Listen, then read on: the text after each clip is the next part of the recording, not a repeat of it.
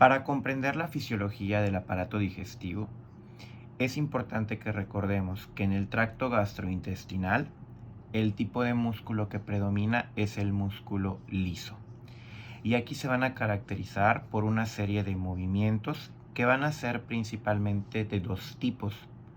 Los que son de empuje, que va a hacer que el alimento vaya de una sección a otra a través de todo el tracto gastrointestinal, y los movimientos de mezclado, los cuales van a mantener un poco más de tiempo este bolo alimenticio o quimo, dependiendo del segmento en el que se encuentre del tracto, para que estos movimientos vayan triturando o haciendo las moléculas grandes un poco más pequeñas. Todo esto para facilitar su absorción a nivel del intestino delgado. Prácticamente nos vamos a dar cuenta al estudiar la fisiología del aparato digestivo que podemos encontrar dos segmentos.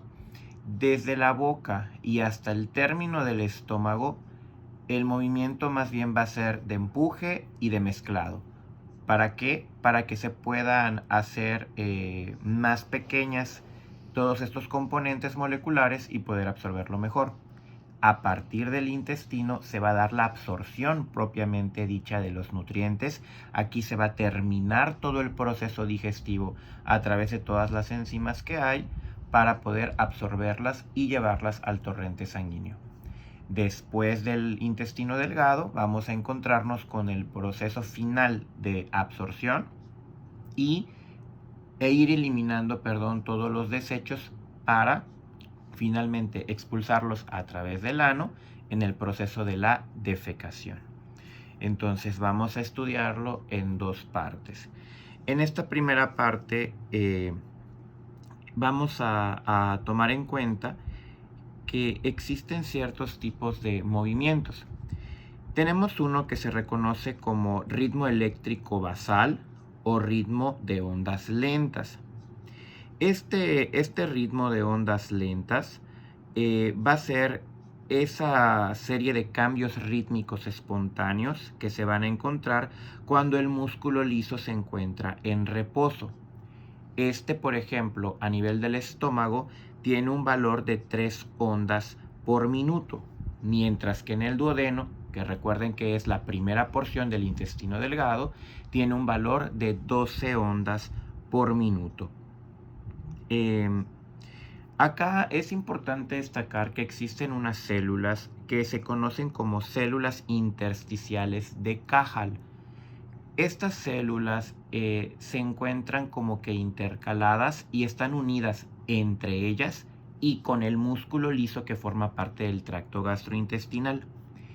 Estas células van a funcionar como una especie de marcapasos. Recuerden que el marcapasos está relacionado con la función de transmitir el impulso. Entonces estas células, de acuerdo a sus uniones hacia el músculo liso, van a determinar que este músculo trabaje y se contraiga independientemente de las señales que pueda mandar tanto el sistema nervioso como el sistema endocrino. Porque recuerden que estos dos sistemas van a actuar a nivel del tracto gastrointestinal para favorecer el proceso de la digestión. Sin embargo, recordemos que tanto el sistema nervioso existe una porción entérica, es decir, que es independiente a la acción que va a ejercer el sistema nervioso autónomo en el tracto gastrointestinal. Recuerden que el sistema nervioso autónomo está caracterizado o está dividido en su porción simpática y parasimpática.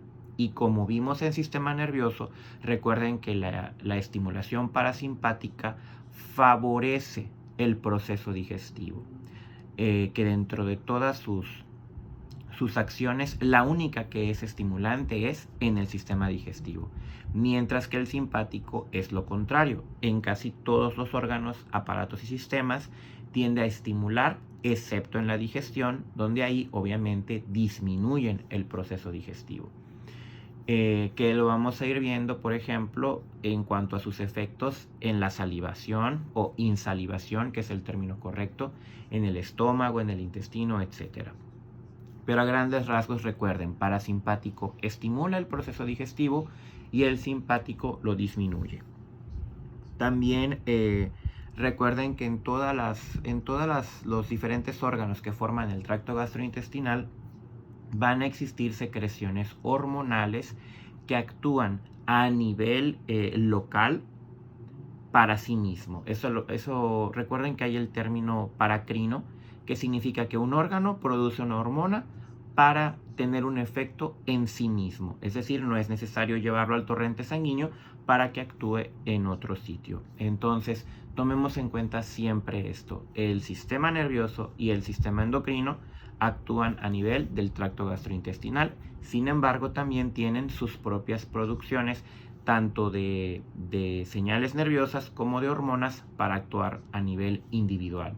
El ejemplo característico de esta estimulación nerviosa, por ejemplo, del sistema enteral o entérico, es las células intersticiales de Cajal. Ahora bien, el músculo liso, recordemos cuando vimos miología, que tiene la característica de actuar como una unidad. Entonces, el estímulo de cualquier porción de este tracto de músculo liso va a hacer que todo actúe como una sola bomba, ¿sí? Como una especie de sinsitio, como cuando vimos al corazón, que es estímulo aquí, pero todo se va a contraer, ¿de acuerdo? E igual recordemos que en el músculo liso mucho tiene que ver la cantidad de calcio intracelular para lo que es la contracción muscular.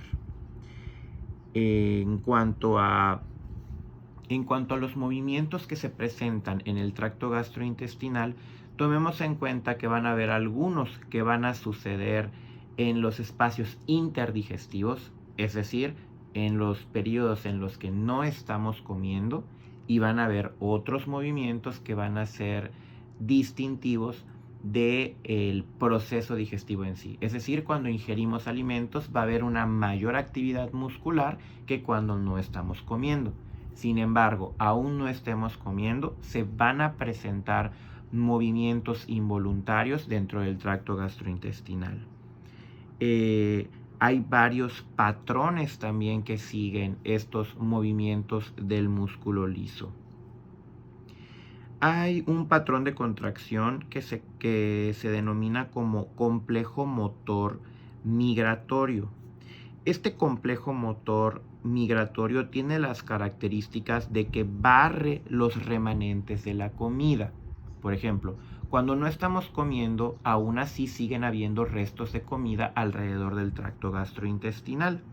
Entonces, este conjunto de restos más las bacterias van a ser movidas desde zonas superiores del tracto gastrointestinal hasta el intestino grueso. Entonces, este es un ejemplo de movimiento que ocurre cuando no estamos comiendo. Es el complejo motor migratorio. En periodos digestivos, en cambio, que es cuando estamos consumiendo alimento, tenemos, por ejemplo, las contracciones peristálticas. Estas contracciones peristálticas tienen la característica de que son progresivas y van a permitir que el alimento avance de una sección a la siguiente. Son generalmente contracciones de músculo liso que ocurren detrás del alimento. Es decir, ingiero el alimento y ocurre la peristalsis, que es empujar hacia la siguiente sección. Es decir, permite el avance hacia las siguientes porciones del tracto gastrointestinal. De hecho, generalmente cuando nosotros hacemos exploración física al paciente y lo detallamos en nuestras notas, cuando colocamos el estetoscopio a nivel abdominal, sobre todo en el marco colónico, y escuchamos esta serie de ruidos intestinales, nosotros lo reportamos como peristalsis, que puede ser normoperistalsis cuando tiene un patrón regular, hiperperistalsis cuando está aumentado, por ejemplo en los casos de diarrea, o peristalsis disminuida, que podríamos decirlo que es para pacientes que tienen, por ejemplo, estreñimiento o colitis, donde el tránsito intestinal no es tan bueno o tarda más en escuchar esos ruidos.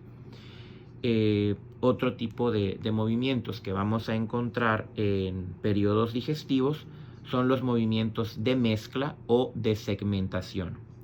Estos movimientos de segmentación son realmente, ocurren en espacios pequeños, es decir, por ejemplo, de 1 a 5 centímetros en el intestino, y hace que se contraigan y se relajen alternamente. Es decir, llega el alimento a esa porción y se contrae, pero se vuelve a relajar.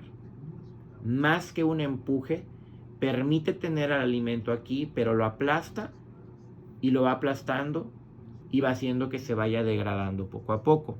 A diferencia del anterior, que literal pasa el alimento y empuja, como cuando aplastamos una pasta dental. En cambio, en los de mezcla o de segmentación, no, sigue quedándose en esa porción, en esos 5 centímetros de intestino el alimento, pero estoy como que aplastándolo y desaplastándolo. Ocurre en intervalos regulares, no quiere decir que sea al mismo tiempo en toda la longitud del intestino.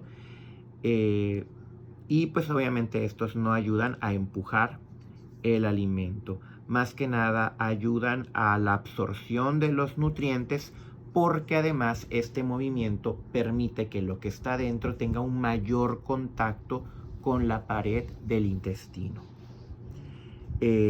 También me faltó comentarles que existen reflejos. Recuerden que dentro de todo el proceso digestivo van a haber algunos que van a ser voluntarios y otros que de plano van a ser involuntarios. Por ejemplo, ahorita que veamos cavidad bucal, vamos a darnos cuenta que el proceso de la masticación en sí es voluntario, porque yo puedo decidir en qué momento iniciarlo, pero las características propias de la masticación, es decir, el ritmo que llevan, ese es involuntario. Entonces, dentro del movimiento del músculo liso voy a encontrar que hay dos tipos de reflejos. Hay reflejos largos y reflejos cortos en cuanto a la longitud de las fibras nerviosas. Por ejemplo, los reflejos cortos obviamente van a ser los que están limitados al intestino, mientras que los reflejos largos van a ir desde distancias más lejanas hasta el tracto digestivo. Obviamente en los largos va a participar el sistema nervioso autónomo, que recordemos siempre sus divisiones simpática y parasimpática. En cambio, en los reflejos cortos, pues estos se originan en el sistema nervioso entérico. ¿Por qué? Porque es local, no hay que correr tantas distancias. Ahora bien, en la zona donde se recibe el alimento, que es la boca, van a haber varios procesos importantes que son la masticación, que lo vamos a reconocer como el conjunto de movimientos de la cavidad bucal que buscan como finalidad ablandar, triturar, moler, rasgar y cortar los alimentos y mezclarlos con la saliva. Tomen en cuenta que aquí usamos muchos verbos en cuanto a ablandar, triturar, etc. Y esto también nos lleva al razonamiento de que precisamente nuestra dentición tiene diferentes piezas, por ejemplo, que los caninos, los incisivos, los premolares, los molares, porque también tienen sus funciones específicas en cuanto a que, como les acabo de decir, unos desgarran, otros trituran, otros muelen, otros ablandan, etc. Entonces, como siempre les he dicho, las características morfológicas, la anatomía, siempre me va a ayudar a comprender mejor o a inducir inclusive cuál es la fisiología del órgano. Entonces, recuerden que además de los dientes, acá tenemos otros órganos como la lengua y las mejillas, que también van a intervenir en todo este proceso del inicio de la digestión. Porque, por ejemplo, cuando nosotros masticamos, la lengua empuja el alimento hacia atrás, Las mejillas obviamente también van a reducir este volumen y el paladar blando, que es el que nosotros tenemos arriba, que podemos sentir como un topecito, ese se baja, ¿ok? ¿Por qué? Porque además recuerden que de la boca, el primer órgano con el que se va a encontrar el alimento es la faringe. Pero recordemos que la faringe tiene 3 porciones. La nasofaringe, que es la superior, que está detrás de la nariz, y va a empezar con la parte posterior de la boca. Luego tenemos la orofaringe, que es la que cuando nosotros le pedimos al paciente que abra la boca y diga "ah", es lo que yo veo. Cuando yo veo el fondo de la boca, la garganta propiamente dicha, realmente lo que estoy viendo es la orofaringe o bucofaringe. Y recuerden que la porción más inferior es la laringofaringe. Pero tomemos en cuenta que la faringe va a tener 2 funciones. Una función digestiva, pero también tiene una función respiratoria. Entonces, dentro de todo este movimiento de la masticación y el inicio del proceso digestivo, el paladar blando, por ejemplo, se va a ir hacia atrás para evitar que el alimento suba hacia la nasofaringe. De igual forma, estos movimientos de la lengua va a hacer que ciertos músculos se contraigan y otros se relajen. ¿Para qué? Para que los músculos faringios a su vez jalen también el hueso hioides, la lengua se vaya hacia atrás y entonces esto va a hacer que se tape la epiglotis e impedir que el alimento se vaya hacia las vías respiratorias. Por eso la faringe, con todas estas características y movimientos que ocurren en la boca, va a hacer que el transporte sea efectivo hacia el esófago, que sería como que el tubo que realmente va a conducir el alimento hacia el estómago. Y como les dije hace un momento, recuerden que el proceso de la masticación es voluntario, pero el ritmo de estos movimientos es involuntario. Y eso sí, una vez que el alimento toca la faringe, todos los demás movimientos son de carácter involuntarios. Ya no vamos a nosotros tener conciencia sobre ellos. La insalivación, que es el segundo proceso que ocurre también en la cavidad bucal, pues es propiamente dicha la mezcla de los alimentos con la saliva. Recuerden que nosotros tenemos 3 pares de glándulas salivales, que son las parótidas, las submaxilares y las sublinguales, que en cuanto a tamaño tiene mucho que ver también con la producción de saliva que tienen. Las parótidas van a tener la mayor producción, seguida de las submaxilares o submandibulares, y las sublinguales son las que menos aportan. Recuerden que al día se produce de 1 litro a 1,5 litros de saliva, y obviamente van a haber variaciones porque cuando ingerimos alimento, pues la producción de saliva tiene que ser mayor. Inclusive es 4 veces mayor que cuando no estamos consumiendo alimentos. De ahí, en el sueño, por ejemplo, la secreción de la saliva es muy escasa, por eso generalmente nos levantamos con una sensación de boca seca. Recuerden que la saliva tiene un pH de 6 a 7 aproximadamente y está compuesto en un 96% por agua. Sin embargo, también hay moco, cuyo efecto va a ser lubricante. Tiene iones que pueden ser sodio, potasio, cloro, bicarbonato, que aquí es importante destacar que, por ejemplo, conforme va aumentando el flujo de saliva, también hay una mayor secreción de bicarbonato. Y nunca olviden que el bicarbonato tiende a alcalinizar el transporte o el vial en el que se encuentra. Tenemos sustancias orgánicas como urea, hay hormonas y tenemos enzimas como la tialina, que es la que nosotros conocemos como amilasa salival. Recuerden que asa es la terminación de cualquier enzima y en el caso de la amilasa, pues su acción va a ser en el almidón. Entonces, el lugar donde inicia la digestión de los carbohidratos es precisamente en la boca. ¿Por qué? Porque una de las primeras enzimas con las que nos encontramos es la amilasa salival y entonces esta es una enzima degradadora de carbohidratos. Sin embargo, también podemos encontrar a la lipasa lingual.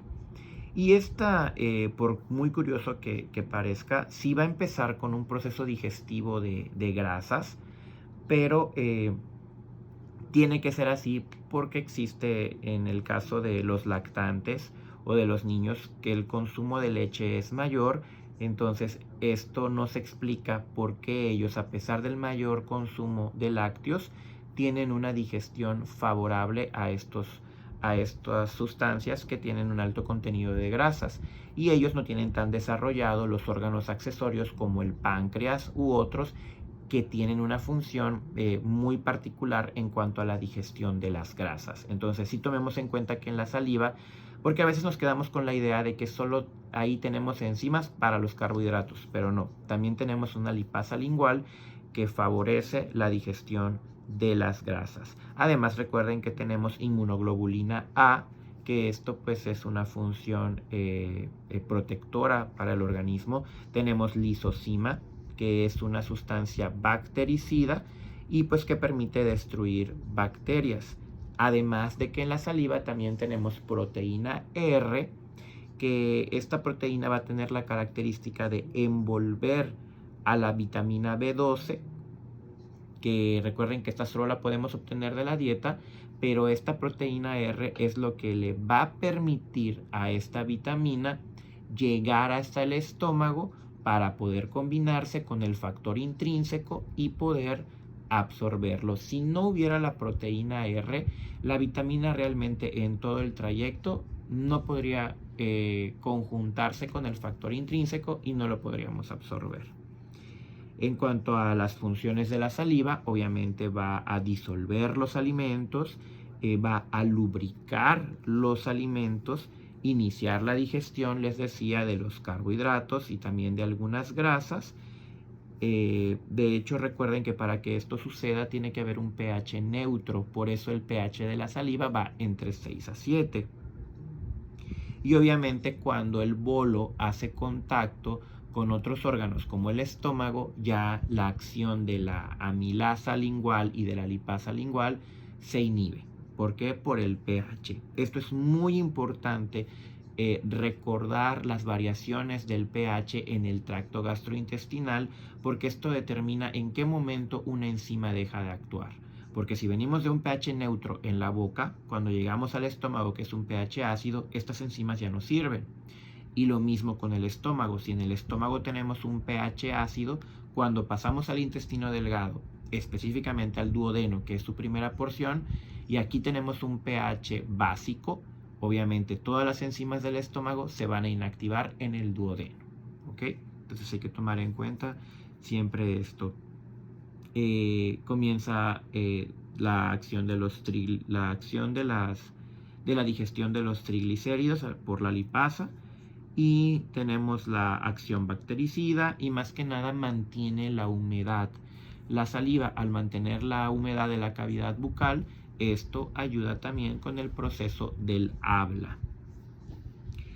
La producción de la saliva está regulado por el sistema nervioso autónomo.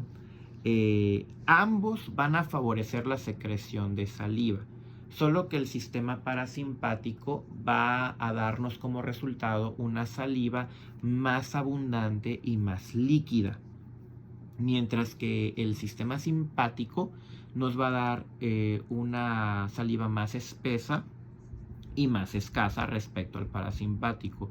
Por eso, ante situaciones de estrés, miedo, ira, todo lo que tiene que ver con el sistema simpático, vamos a tener una sensación de boca seca. Recuerden que el bulbo donde se encuentran los núcleos de la secreción salival o los núcleos salivales se encuentran en el bulbo, y también hay la intervención de ciertas regiones de la corteza y también algunas partes de la protuberancia. Esto es en cuanto a la secreción de la saliva. Ahora bien, cuando Este alimento ya está triturado, forma este conglomerado de alimento y pasa a través de la faringe, ya recibe el nombre de bolo alimenticio y va a tener el recorrido desde la boca hasta el estómago.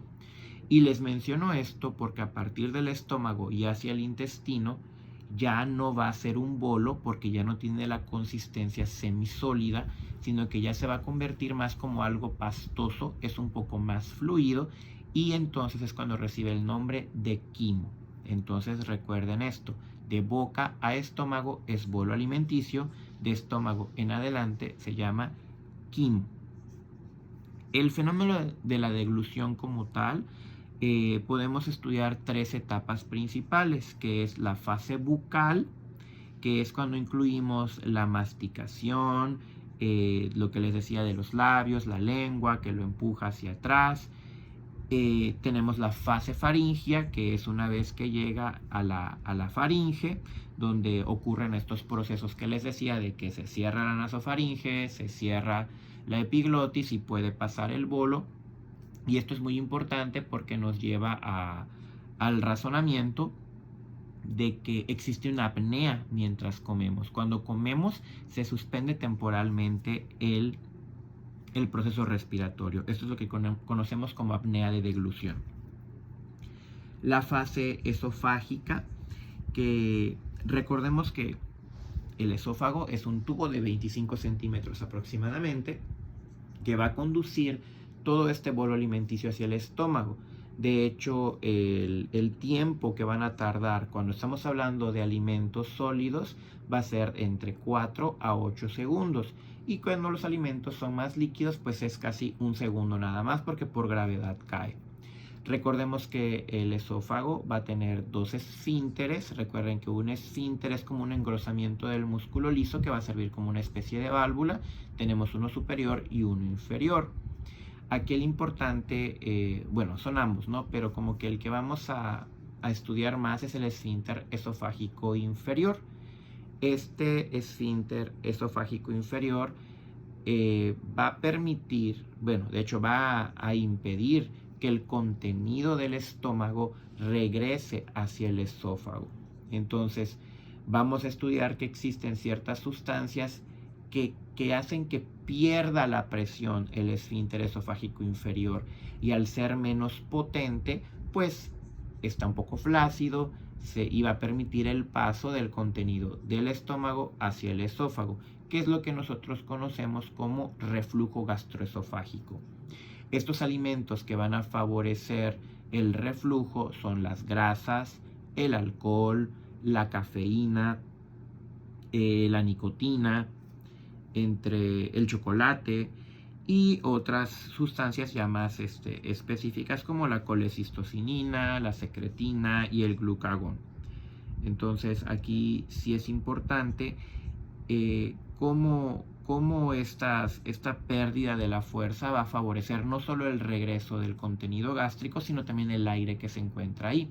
Y si recordamos un poco la anatomía, podemos tomar en cuenta, recuerden que el estómago, tal como se describe en las bibliografías, tiene una forma de gaita o de jota. Entonces, recordemos que las porciones del estómago tenemos el fondo, que llegaba el esófago, tenemos un fondo, un cuerpo, ¿sí? Y al final tenemos el píloro que lo va a comunicar con el intestino. Recuerden que la porción que está realmente en contacto con el esófago es lo que conocemos como cardias. Entonces, cuando entra el bolo, aquí ya vamos a tener un pH ácido. Recuerden que estamos hablando de un pH inclusive hasta de 4, pudiendo llegar hasta 2. Esta característica del estómago va a hacer que nosotros concluyamos de que la primera porción del estómago, es decir, el fundus y la primera parte del cuerpo, va a ser como un reservorio, realmente solo va a contener el alimento, pero las porciones inferiores, que es la mayor parte del cuerpo, y el antro y el píloro, aquí es más como que disminuye su tamaño, y es porque aquí va a haber un mayor movimiento para empujarlo, mientras que arriba lo que voy a hacer es que actúen las enzimas y todo el jugo gástrico para que pueda hacerse todo el proceso de digestión de proteínas principalmente. Recuerden que el estómago secreta aproximadamente 2 litros de jugo gástrico al día. En cuanto al pH, recuerden que el pH, además de ayudar en la digestión de las proteínas, también va a servir en la regulación para el paso de las bacterias hacia el intestino. Es decir, que va a ser bactericida para impedir que estas bacterias lleguen a los segmentos más importantes de absorción de los nutrientes. Los principales componentes del jugo gástrico, pues siempre va a ser el agua. Voy a encontrar sales y sobre todo ácido clorhídrico, recordando que el ácido clorhídrico va a ser producido por las células parietales. También va a haber mucoproteínas, van a haber enzimas proteolíticas, que viene de proteo, proteína, lítico, que significa romper. Específicamente los pepsinógenos, que recuerden que el pepsinógeno es la forma no activa de la pepsina, que es la verdadera enzima que degrada a las proteínas. Recuerden que también las células parietales van a producir el factor intrínseco, que es lo que permite absorber a la vitamina B12.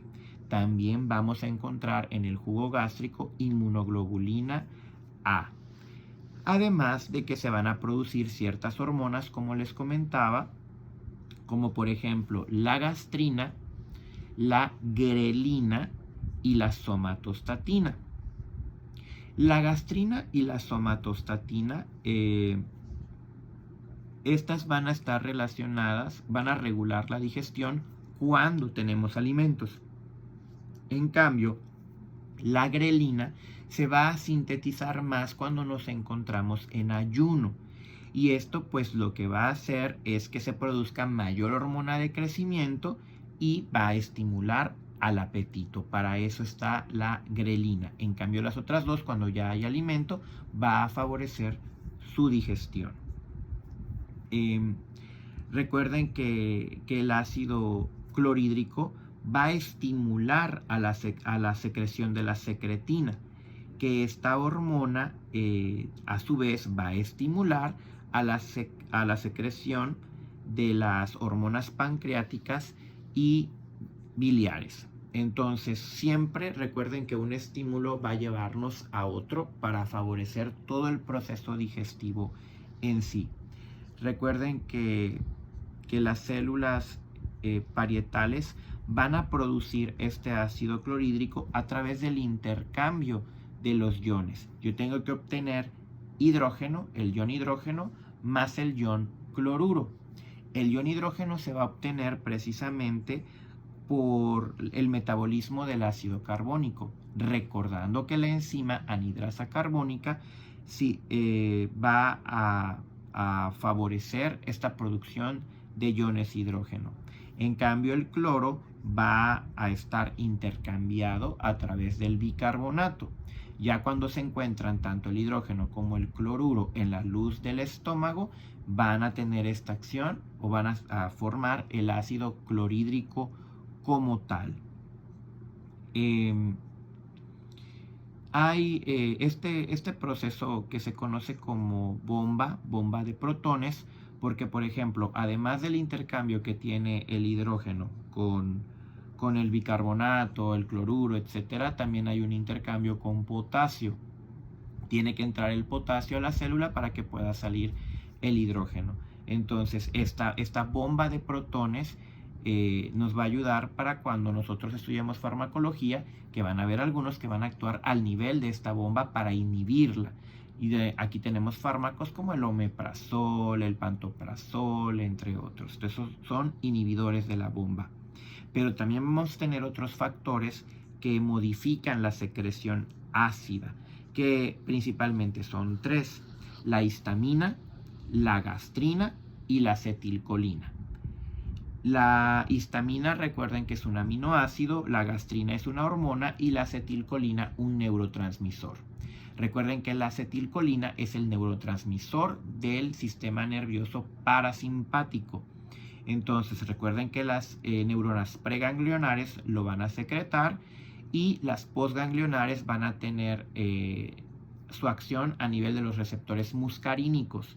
Entonces captan la acetilcolina, esto va a hacer que aumente la cantidad de calcio intracelular y esto también va a favorecer que haya una mayor secreción de gastrina y a su vez la gastrina también va a estimular que haya una mayor secreción de histamina. De hecho, la histamina es un ejemplo de mecanismo paracrino.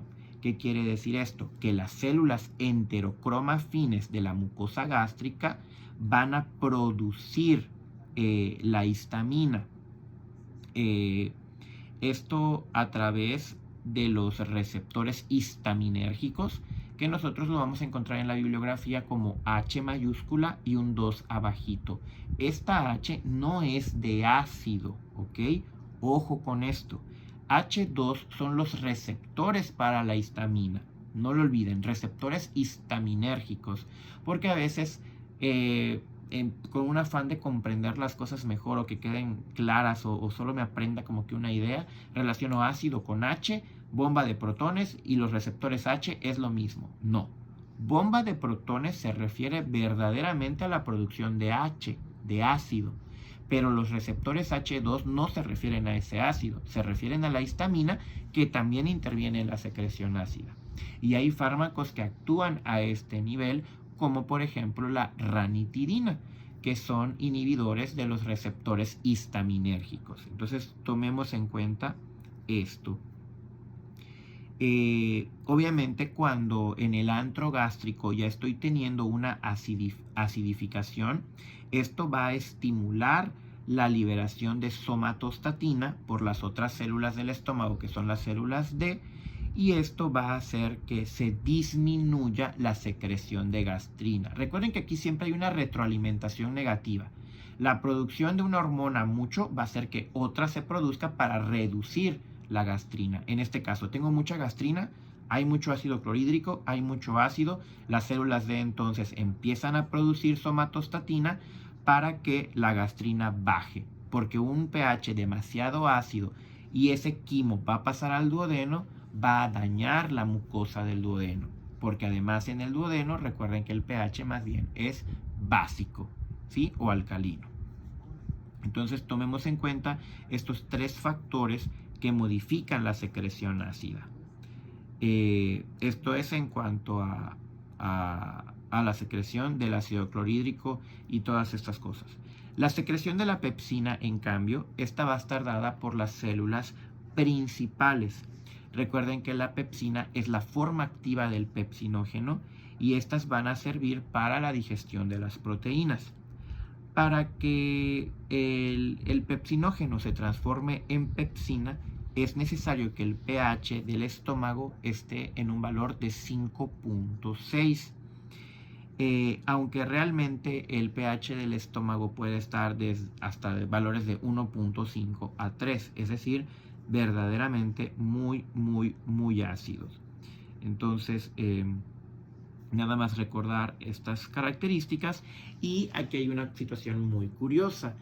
A veces nosotros creemos que porque la función del estómago es producir este ácido, el estómago está diseñado para poder aceptar o tener su fisiología ante este ambiente. Pero no es así.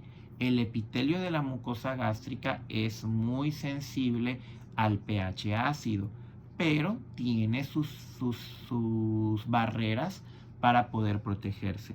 Y dentro de estas barreras que va a tener el epitelio gástrico para protegerse están precisamente la producción de moco, ¿sí? Que esta producción va a generar una sensación viscosa en la mucosa del estómago, va a tener una capa alcalina para contrarrestar el exceso de este ácido. Además tenemos una actividad reparadora a nivel del epitelio. ¿Qué quiere decir esto?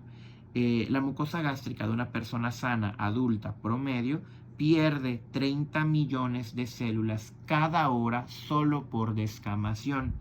Entonces, estas células se están regenerando para continuar con la protección de la mucosa gástrica. Además, que una adecuada circulación va a favorecer esta regeneración.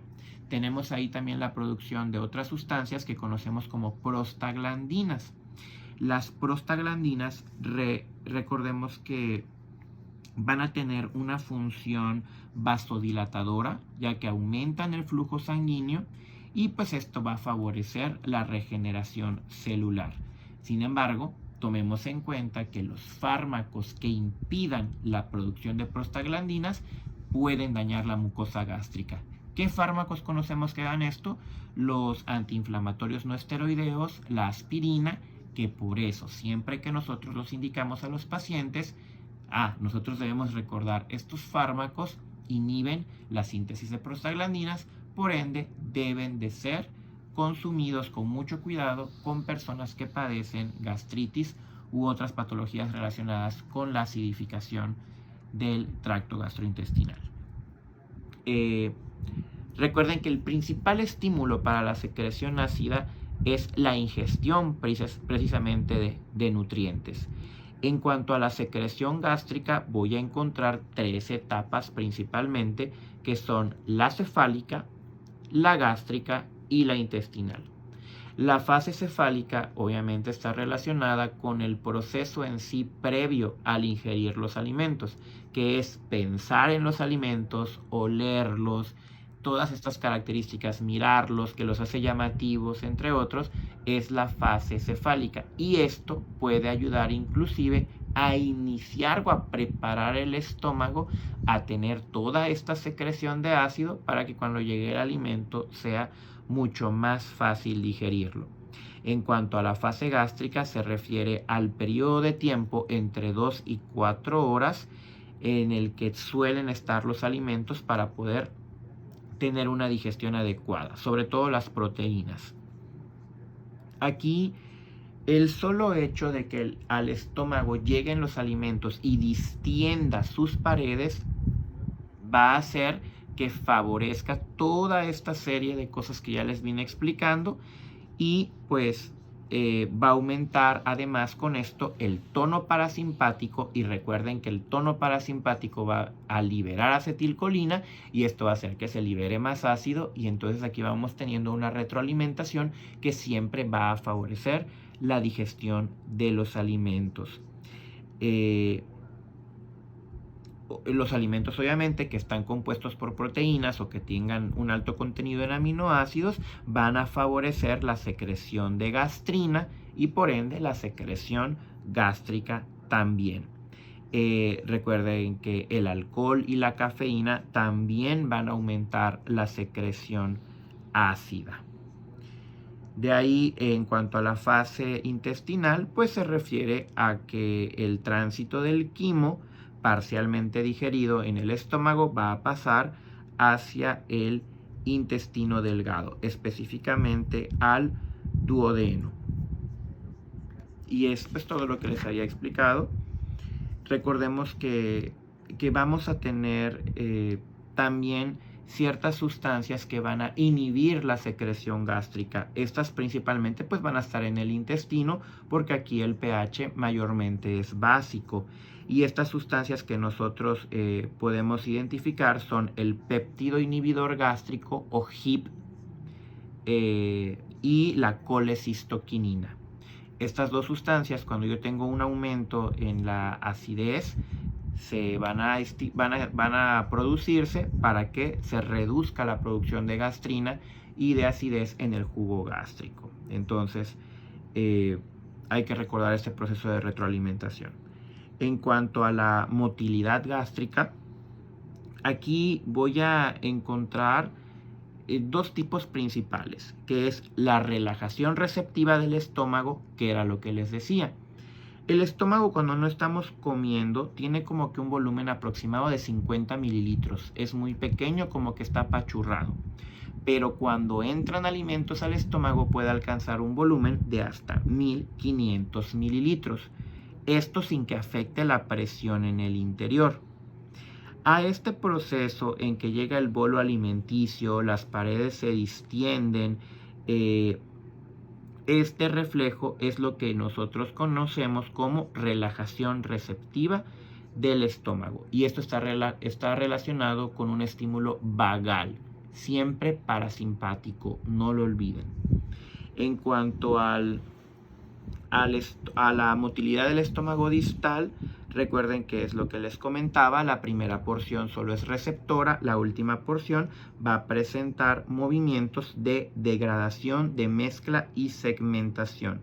Y va a estar caracterizado por una primera onda que se conoce como primaria. Si esto no ayuda lo suficiente a triturar el alimento, se va a generar una onda secundaria y todo esto es encaminado hacia el píloro. ¿Para qué? Para empujar el contenido del estómago hacia el duodeno.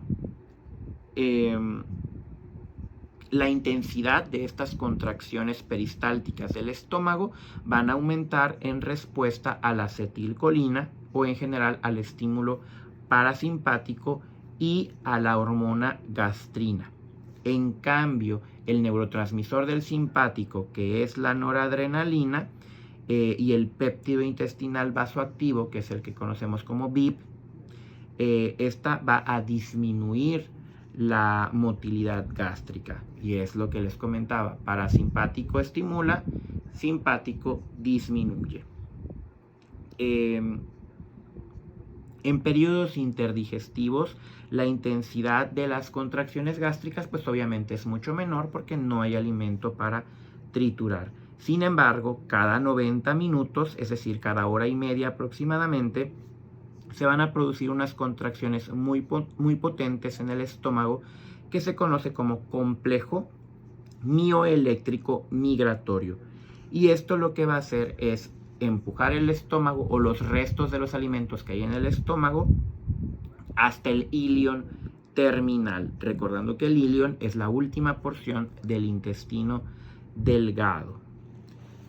En cuanto a la regulación del vaciamiento gástrico, recuerden que la rapidez del vaciamiento gástrico va a depender del contenido del estómago y del duodeno. Es decir, si el duodeno reconoce que se está acidificando lo que está llegando, el vaciamiento gástrico se tiene que detener, porque si no, dañaríamos la mucosa del duodeno. Así pues, el quimo producido por la acción química y mecánica del estómago se va a verter hacia el duodeno y pues recuerden que se va a revolver con las secreciones del páncreas, el hígado y las del propio intestino delgado. Todo esto, esto es el principal mecanismo regulador del vaciamiento. Y cuando hablamos de fisiología del estómago, también tenemos que hablar un poco sobre el vómito. Recuerden que el vómito es la expulsión por la boca del contenido del estómago y a veces del intestino, de una forma brusca y violenta. Recuerden que el centro del vómito se encuentra también en el bulbo.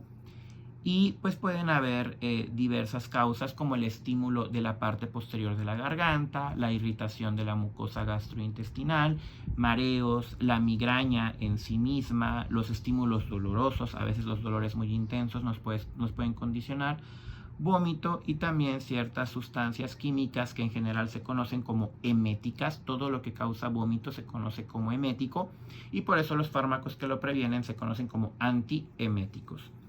La serie de pasos que nos van a llevar al vómito son: cuando es de contenido intestinal, se agregaría un peristaltismo inverso que va a llevar el contenido del intestino delgado hacia el píloro para que se expulse por la boca, solo cuando es contenido intestinal. Ahora, si el vómito es meramente de contenido gástrico, lo que va a suceder es una inspiración forzada con la glotis cerrada e inhibición de la respiración. En ese momento tenemos una apnea. Luego los músculos abdominales se contraen, esto va a empujar el contenido del estómago hacia arriba, La contracción del estómago y la relajación del cardias va a hacer que se abra el esfínter esofágico inferior y pase el contenido del estómago hacia el esófago. Y por último, la relajación del esfínter esofágico superior va a hacer que el contenido gástrico salga por la faringe y por la boca. Entonces, recuerden que todo esto también tiene un componente nervioso. Y esto es la primera parte de la fisiología del aparato digestivo.